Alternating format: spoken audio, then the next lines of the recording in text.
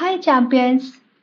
Sociology isn't just a subject, it's the mirror of society, and we are about to look deep into it together.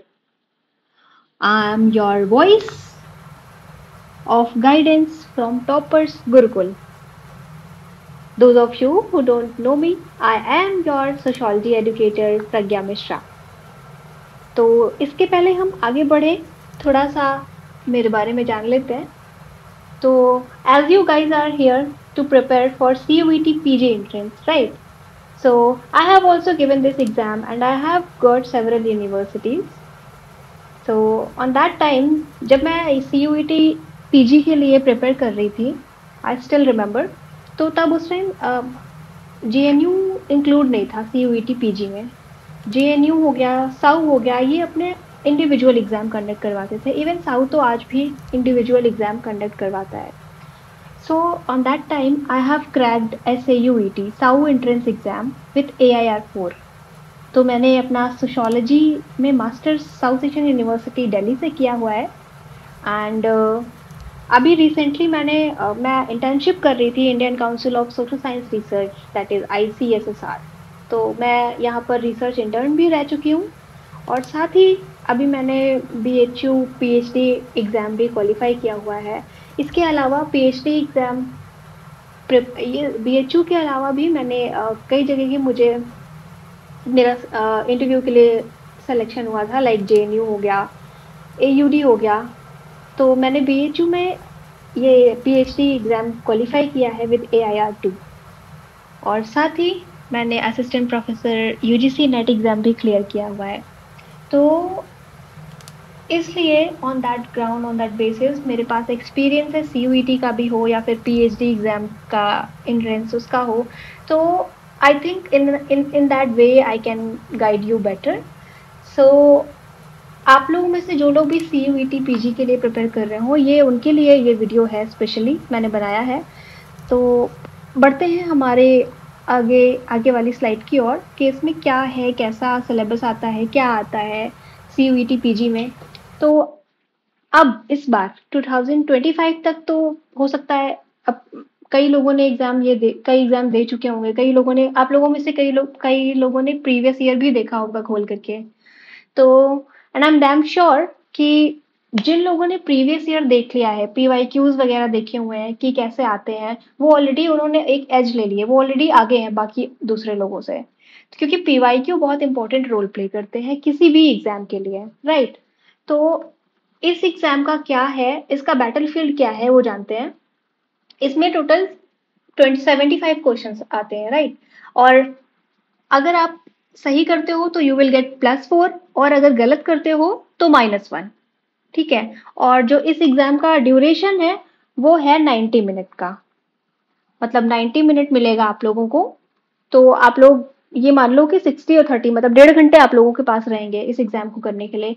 और मुझसे कई लोग पूछ रहे थे कि क्या मैम ये एग्जाम हिंदी इंग्लिश में आएगा या हिंदी में. तो बच्चों ये बाइलिंगुअल होता है एग्जाम जो है ये, इसमें आप लोगों को दिक्कत नहीं है. If somebody is preparing for English medium then तो वो इंग्लिश जा सकते हैं, और if somebody is preparing for Hindi तो हिंदी से भी जा सकते हैं, राइट? Okay, next. तो अब हम जरा जान लेते हैं कि हमारी क्या क्या यूनिट आती है. जैसे मैंने शुरुआत में ही बोला था कि sociology is not a subject. Sociology को एक सब्जेक्ट की तरह, अगर आप लोग सोशोलॉजी को एक सब्जेक्ट की तरह देख रहे हो तो I am really sorry, but वो लोग आई आई डोंट थिंक सो कि वो लोग एक सही सोशोलॉजी एस्पिरेंट हैं, because sociology is not a subject. Sociology is more about society, right? तो हमारी सोसाइटी में क्या हो रहा है, कैसे हो रहा है, it's not a subject. It is एक तरीके से आप सोसाइटी की स्टडी कर रहे हो. ये सब्जेक्ट पर समझ के आप मत पढ़ो, आप ये समझ के पढ़ो कि आप एक सोसाइटी की स्टडी कर रहे हैं, है ना? तो इन दैट वे हमारी जो पहली यूनिट आती है CUET PG के लिए वो है बेसिक कॉन्सेप्ट इन सोशोलॉजी. अच्छा, एक चीज और बताती चलूं मैं कि अगर आप लोग UGC नेट के लिए जब प्रिपेयर करोगे, राइट, या आप लोगों में से कई लोग हो सकता है कर भी रहे हो, अभी से स्टार्ट कर देते हैं लोग, तो उसमें भी ये जो कॉन्सेप्ट है ये सिमिलर है, कॉमन है. आप लोग जब इसके लिए प्रिपेयर करोगे तो ये जो हमारी यूनिट 1 है ना, ये कॉमन है। यूनिट यूजीसी नेट में भी आप लोगों को ये यूनिट देखने को मिलेगी और सीयूईटी में तो है ना? तो सोशल पहली यूनिट है basic concept in sociology. Second unit is social process and institution. Third is society culture and social change. Fourth is Indian society. इसमें आप इंडियन सोसाइटी मतलब इंडियन थिंकर्स के बारे में पढ़ोगे। Fifth is social research method. अच्छा, मैं ये बताती चलूँ, ये जो सोशल रिसर्च मेथड है ना, इसको आप लोग अगर इग्नू के नोट से या फिर इग्नू इग्नू ई गोन ई ज्ञान कोश करके एक वेबसाइट है, वो फ्री में सारा कंटेंट अवेलेबल है उसमें। तो ये जो रिसर्च मेथड वाली यूनिट है ना, ये आप लोग उस मटेरियल से रेफर कर सकते हो। वैसे तो मैं अपने अगले वीडियो में ये लेकर के आने वाली हूँ कि कौन सी बुक और कौन कौन से मतलब कौन कौन सी वेबसाइट होंगी जिनसे आप फ्री में कंटेंट ले सकते हो और अपना सिलेबस अपने एग्जाम के प्रिपरेशन कर सकते हो। और बाकी आप लोगों को अगर और भी कोई भी दिक्कत है किसी भी चीज़ से रिलेटेड, तो आप नीचे कमेंट करिए एंड डेफिनेटली आप लोगों का जो प्रॉब्लम होगी उसको रिजॉल्व किया जाएगा। Okay, last unit 6 is social problems in India. Total हमारी 6 यूनिट है, ठीक है? इस एग्जाम के लिए आपको 6 यूनिट पढ़नी है। और अब उन सारी यूनिट के भी पार्ट हैं, जैसे ये जो पहली यूनिट है आप लोगों की बेसिक कॉन्सेप्ट्स इन सोशियोलॉजी, तो ये रही, ये यूनिट 1 है और इन सब के अंदर के पार्ट्स आप लोगों को क्या क्या पढ़ना है वो ये है। आप लोग को सोशियोलॉजी की डेफिनेशन पढ़नी है, उसका नेचर क्या है, राइट, स्कोप क्या है, और relationship with other social sciences, मतलब दूसरी सोशल साइंसेज से क्या रिलेशन, दूसरी सोशल साइंसेज मतलब साइकोलॉजी से सोशियोलॉजी कैसे रिलेटेड है, how sociology is related with anthro, how sociology is related with history, economics and pol science. तो ये हमारा बेसिक कॉन्सेप्ट्स में आप लोग पढ़ेंगे।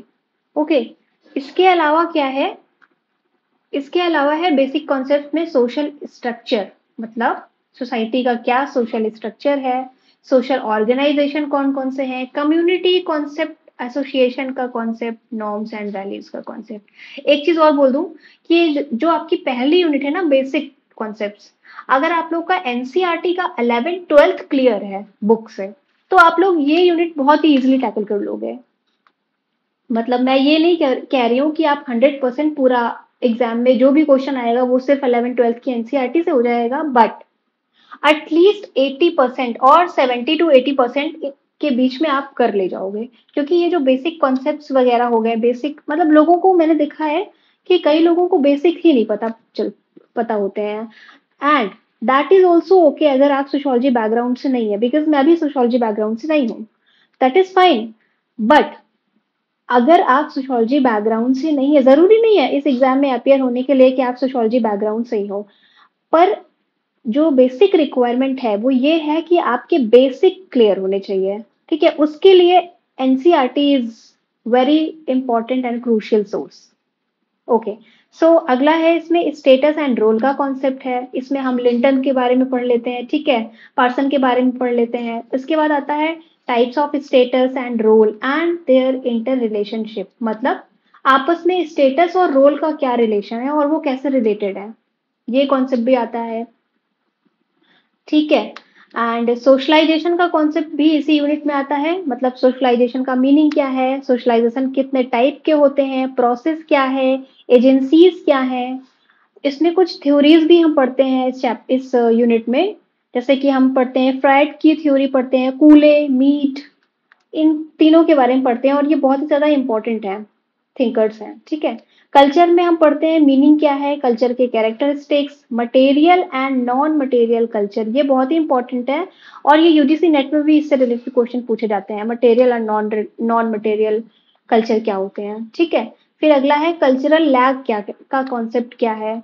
कल्चरल लैग का कॉन्सेप्ट हमारा हमारा जो ये है कल्चरल लैग, ये ऑकबर्न ने दिया था, ठीक है?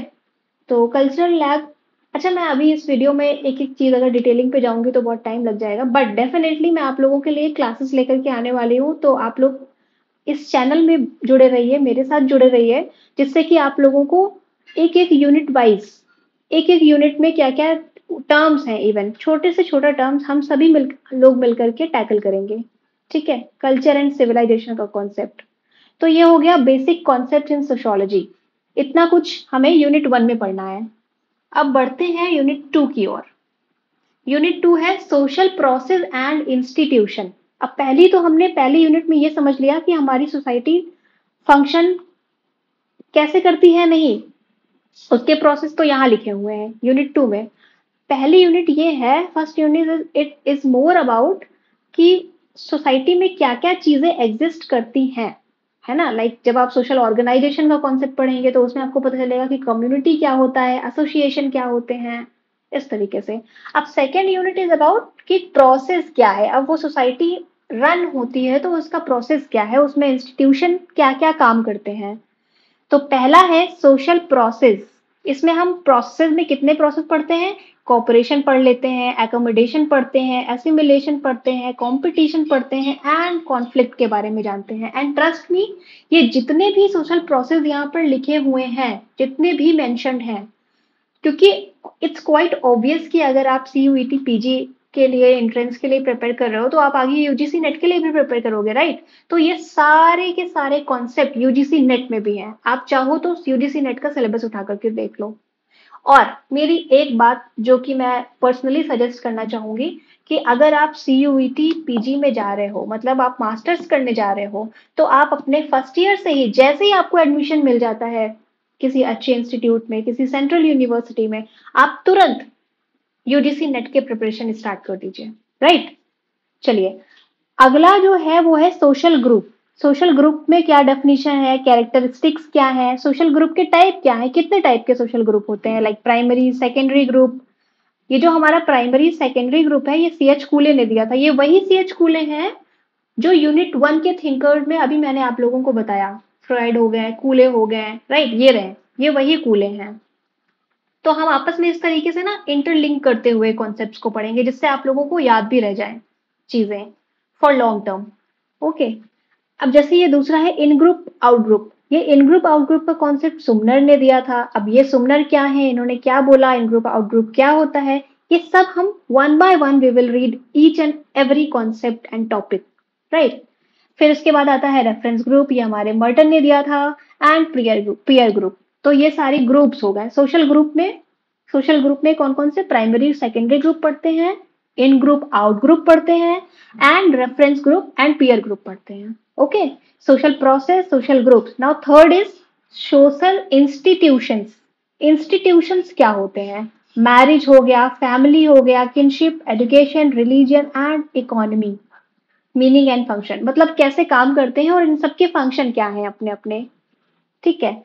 उसके बाद इस यूनिट में हम पढ़ेंगे सोशल कंट्रोल का कॉन्सेप्ट। अब सोशल कंट्रोल का मीनिंग क्या होता है, इसका सिग्निफिकेंस क्या है, एजेंसीज क्या होती हैं, ठीक है। अब सोशल कंट्रोल के साथ में ही एक कॉन्सेप्ट और मिल जाता है, वो है सोशल डेविएंस का कॉन्सेप्ट। अब इसका मीनिंग क्या है, इसके characteristic, forms and factors, right. ये हो गई आपकी यूनिट 2। अब पढ़ते हैं यूनिट 3 की ओर। Unit 3 is society, culture and social change. इसमें क्या होता है कि सोसाइटी के कितने टाइप्स होते हैं, कैरेक्टरिस्टिक्स क्या क्या है, ठीक है। अब देखो, जैसे कि हमारी सोसाइटी जो पहले थी वो ट्राइबल थी, फिर रूरल हुई, फिर अर्बन हुई, then industrial and then post industrial. तो सारी सोसाइटीज के अलग अलग ये टाइप हो गए, ठीक है। अब इनके कैरेक्टरिस्टिक्स क्या है इन सारी सोसाइटी के, इन्हीं में से एक दो क्वेश्चन, कुछ नहीं तो एजर्शन और रीजन में ही पूछ देते हैं कि ये ऐसे ऐसे करके आप लोगों को एक क्वेश्चन देंगे और पूछ देंगे इसी से रिलेटेड, ठीक है। तो ये टाइप ऑफ सोसाइटी, इसलिए कैरेक्टरिस्टिक जानना इज वेरी इंपॉर्टेंट। फिर आता है कल्चर का कॉन्सेप्ट। कल्चर में हम पढ़ते हैं डेफिनेशन एंड नेचर, मतलब टाइप्स। अब देखो, नॉन मटेरियल, मटेरियल कल्चर हो गया, अभी पीछे आया था ये तो, ठीक है, यूनिट 2 में था। मटेरियल और non material, then socialisation, importance, process and stages. फिर social control, types and means. यही वही सोशल कंट्रोल है जो पीछे यूनिट 2 में आ चुका है, राइट। उसके बाद processes of social change, characteristic feature of industrialisation, modernisation, globalisation, secularisation. ये जो सोशल चेंज के प्रोसेस है ना, कैसे सोशल चेंज होते हैं, तो उनके कैरेक्टरिस्टिक फीचर, किसके characteristic feature, industrialisation, modernisation, globalisation and secularisation. ये चारों के फीचर्स हम पढ़ेंगे इस यूनिट के अंदर, ठीक है। Okay, I hope it is clear. फिर है लास्ट, इस यूनिट का लास्ट जो है सब पार्ट, वो है सोशल स्ट्रैटिफिकेशन। इसमें types, theories of stratification, social mobility and it's right. Stratification में जैसे वेबर हो गए, हम इस थिंकर्स को पढ़ते हैं, ठीक है, मूरे हो गए, विल्बर्ट मूरे हो गए, इस तरीके के थिंकर्स को हम स्ट्रैटिफिकेशन के कॉन्सेप्ट में पढ़ते हैं। I hope this is clear. Okay, unit 4। Unit 4 is Indian society. अब इंडियन सोसाइटी में हम आते हैं evolution of Indian society. Evolution में क्या होता है, traditional basis of Indian society, unity and diversity in India, India as a pluralistic society. Indian, फिर से मैं ये बोलूंगी कि इस यूनिट को भी आप लोगों को अगर पढ़ना है तो एनसीईआरटी पढ़ लीजिएगा एक बार, क्योंकि एनसीईआरटी से आप लोगों के बेसिक्स क्लियर हो जाएंगे, है ना। तो इंडियन सोसाइटी भी 11th-12th की एनसीईआरटी में बहुत अच्छा एक्सप्लेन किया गया है। जिनको अपना बेस चाहिए, बेस स्ट्रॉन्ग करना है उनके लिए। Okay, so evolution of Indian society, traditional basis of Indian society, फिर इसके बाद caste theories of caste system and its changes, dimension in India, dominant caste. अच्छा, मैं 5 मिनट की सोशियोलॉजी सीरीज भी करवा रही हूँ आप लोगों को। तो मैंने आप लोगों को वो सीरीज में बताया था, ये जो डोमिनेंट कास्ट है, इसका ये किसका कॉन्सेप्ट है, किसने दिया था। इस यूनिट, इस वीडियो में नीचे कमेंट है, कमेंट सेक्शन है, आप लोग उसमें जाइए और उसमें टाइप कीजिए ये जो डोमिनेंट कास्ट का कॉन्सेप्ट है ये किसने दिया था। चलिए आगे बढ़ते हैं। Process of social change in India, क्या क्या प्रोसेस होते हैं, संस्कृताइजेशन, वेस्टर्नाइजेशन, ये सब अभी पीछे वाली यूनिट पे था, राइट। कुछ नए हैं इसमें, जैसे प्रोफेटाइजेशन हो गया, ठीक है, ये थोड़ा सा नया है, यूनिवर्सलाइजेशन हो गया, बाकी तो सारे पुराने वाले यूनिट 3 के ही हैं, सब मैच कर रहे हैं। एक बार पढ़ेंगे और हमेशा के लिए क्लियर हो जाएगा, राइट। अब आगे है सोशल इश्यूज एंड प्रॉब्लम का कॉन्सेप्ट। इसमें क्या है, इसमें है gender discrimination, problem of women, problems of Dalit, OBC, minorities, affirmative actions. ये सारी चीजें हम इंडियन सोसाइटी के यूनिट में, यूनिट 4 में पढ़ेंगे, ठीक। आगे बढ़ते हैं। Unit 5, social research. Social research के लिए मैं आप लोगों को सजेस्ट करना चाहूंगी कि आप लोग इग्नू से ये यूनिट तैयार कीजिए, क्योंकि इग्नू एक सही और अच्छा वो है आप लोगों के लिए, राइट। तो क्या होता है ना कि ये जो सोशल रिसर्च का कॉन्सेप्ट है, अगर आप इग्नू रेफर करोगे, ई ज्ञान कोश करके वेबसाइट है, उसमें सारा फ्री का कंटेंट है, आप लोग चाहें तो उसे रेफर कर सकते हैं, इग्नू। सोशल रिसर्च की डेफिनेशन क्या है, nature, purpose, steps in social research, problem of objectivity and subjectivity in social research. तो ये जितने भी कॉन्सेप्ट हैं ये इसमें दिए हुए हैं, ठीक है, इस वाली यूनिट के हैं सारे। तो इसमें हम ऑब्जेक्टिविटी और सब्जेक्टिविटी का कॉन्सेप्ट भी पढ़ते हैं। एज अ रिसर्चर ये आप लोगों के लिए क्लियर होना बहुत ज्यादा जरूरी है, ऑब्जेक्टिविटी और सब्जेक्टिविटी है। उसके बाद आते हैं रिसर्च मेथड में। रिसर्च मेथड में रिसर्च डिजाइन हो गया, सोशल सर्वे हो गए, hypothesis test and significance sampling and sampling procedure क्या क्या होते हैं, मतलब नल हाइपोथेसिस, ऑल्टरनेटिव हाइपोथेसिस, सारे हाइपोथेसिस के जितने भी टाइप हैं, डायरेक्शनल, नॉन डायरेक्शनल, सब we will read each and everything here in this topic और इन दिस यूनिट, ठीक है। बढ़ते हैं आगे। Techniques of data collection. अब डेटा कलेक्शन करने की क्या क्या टेक्निक्स होती हैं ये हम देखेंगे। ओके, तो डेटा कलेक्शन क्या, ऑब्जर्वेशन के थ्रू कलेक्ट करते हैं, इंटरव्यू के थ्रू, क्वेश्चनर के through, schedule and case study and types of data क्या क्या है, ये सब भी हम इस यूनिट में कवर करेंगे। लास्ट है statistical analysis and use of computer in social research, classification and tabulation of data, measure of central tendency, mean, median, mode. Central tendency तो सबको मालूम है कि ये तो क्लास 12th लेवल का ही है, ज्यादा उससे नहीं आता है। मीन, मीडियन, मोड क्या होता है, ठीक है, सेंट्रल टेंडेंसी के अंदर में। फिर है use of computers in social research. Social research में कंप्यूटर का क्या यूज है, उसका बहुत बेसिक सा है ये तो कॉन्सेप्ट, और ये वाला जो टॉपिक है वो उतना इंपॉर्टेंट नहीं है, बट फिर भी हम एक बार सेफ साइड के लिए इसको एक बार पढ़ लेंगे। फिर हम आते हैं last but not least, unit 6, social problems in India. ये हमारी लास्ट यूनिट है इस सिलेबस की। तो इसमें क्या क्या है देखते हैं। सोशल प्रॉब्लम में meaning, definition, importance of the study of social problems, मतलब सोशल प्रॉब्लम पढ़ रहे हैं तो उसकी क्या इंपॉर्टेंस है। Sociological perspective on social problem, anomie and suicide. ठीक है, सबको मालूम है कि ये सुसाइड की जो थ्योरी है ये डर्कहाइम अंकल ने दी थी। ठीक है, और लेबलिंग थ्योरी हॉवर्ड बेकर ने दी थी। तो इसमें हम दो थ्योरीज भी पढ़ेंगे, ये सुसाइड वाली जो डर्कहाइम ने दी थी and labelling theory Howard baker की है। Structural issues, inequality of caste, class and gender and ethnicity. Problem and issues, female feticide, dowry, domestic violence, divorce, problem of aged. फिर है social disorganization का concept, इसमें पढ़ते हैं crime, juvenile delinquency, corruption, communalism, drug addiction, suicide, nepotism, prostitution and AIDS. तो ये था हमारा ओवरव्यू कि हमारे इसमें क्या क्या है, मतलब क्या क्या है, मतलब इस पूरी सीयूईटी के सिलेबस में पूरी क्या क्या कहानी है, क्या क्या हमें कौन कौन सी कहानियां पढ़नी है और कौन कौन से एपिसोड में। तो आई होप आप लोगों को ये सिलेबस क्लियर हो गया होगा कि हमें इसमें क्या पढ़ना है, कैसे पढ़ना है। आप लोग को अगर कोई भी डाउट है या फिर किसी भी टॉपिक से रिलेटेड कुछ इशू है तो आप कमेंट करिए, एंड उस चीज से रिलेटेड मैं ट्राई करूंगी कि आप लोगों के लिए वो वीडियो लेकर के आऊं जिससे आप लोगों की प्रॉब्लम सॉल्व रहे, आप लोगों को दिक्कत ना हो। तो मिलते हैं हमारे अगले और नेक्स्ट वीडियो में, तब तक के लिए टाटा बाय बाय।